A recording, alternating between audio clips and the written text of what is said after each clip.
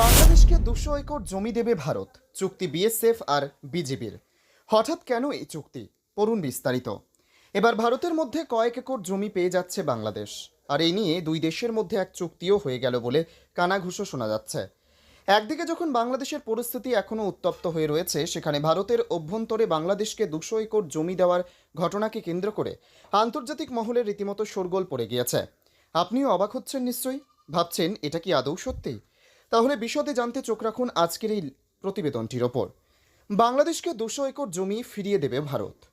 জানা গিয়েছে, কুষ্টিয়ার দৌলতপুর সীমান্তে পদ্মা নদীর ভাঙনে ভারতের কাছে হারানো প্রায় 200 একর জমি ফিরে পেতে চলেছে বাংলাদেশি ভূমির মালিকরা।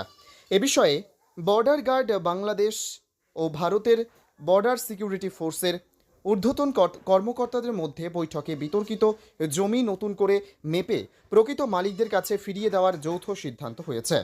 প্রাকৃতিক দুর্যোগের জেরে সমস্যা।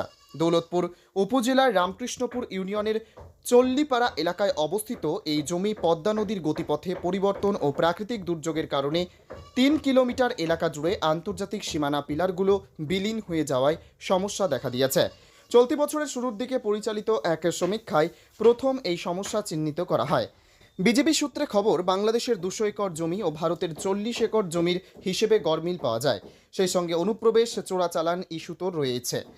বিজেপি কর্নেল মাহবুব মোর্শেদ রহমান বলেন, গত 10 ফেব্রুয়ারি সার্ভেতে বাংলাদেশের পাওনা প্রায় 200 একর জমি ও ভারতের পাওনা প্রায় 40 একর জমির গরমিল পাওয়া গেছে, যা আগামী অক্টোবরে সুবিধাজনক সময়ে উভয় দেশের সার্ভেয়ার, বিজিবি ও বিএসএফের উপস্থিতিতে পুনরায় জরিপ করে প্রকৃত মালিকদের কাছে হস্তান্তর করতে উভয় ব্যাটালিয়ন কমান্ডাররা একমত হয়েছেন।